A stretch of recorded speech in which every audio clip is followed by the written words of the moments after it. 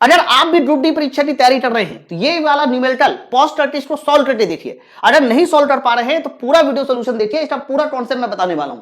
बच्चों सवाल ये देखो क्या बोला जा रहा है कि आशुतोष नाम का एक लड़का है, उसने 2 ओमिक कंडक्टर के बीच वोल्टेज और धारा के बीच ग्राफ बनाया।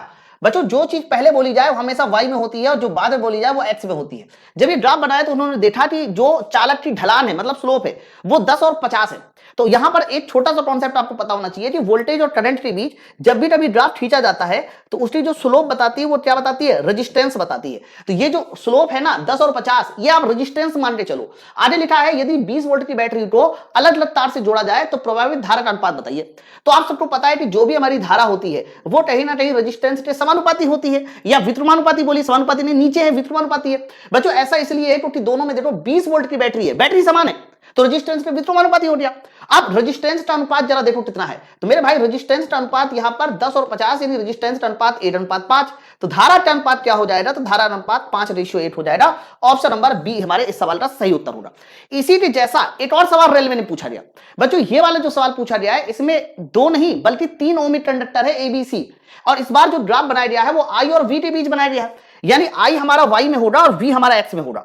बच्चों जब ये ग्राफ आई और वी के बीच खींचा जाता है तो ध्यान रखना इसका जो स्लोप होता है वो रेजिस्टेंस नहीं बल्कि 1 रेजिस्टेंस बताता है। अब इन्होंने स्लोप बता दिया, इन्हीं प्रवणताएं बता दी, ये हमारा 1 रेजिस्टेंस हो जाएगा।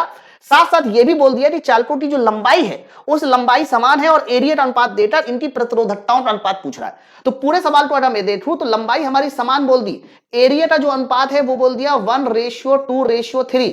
और मेरे भाई ये जो अनुपात दिखा है ये रेजिस्टेंस नहीं बल्कि 1 रेजिस्टेंस आप इसको मान के चलेंगे। या फिर आप ऐसा सोचो कि जो स्लोप का अनुपात लिखा हुआ है वो 0.5:0.1:0.2 है। जरा आप इसको सही कर लो, तो जैसे आप इसको सही करोगे तो ये 8/2 आ जाएगा, ये 8/10 आ जाएगा, साथ साथ हमारा ये आ जाएगा कितना सर, ये हमारा 8/5 आ जाएगा।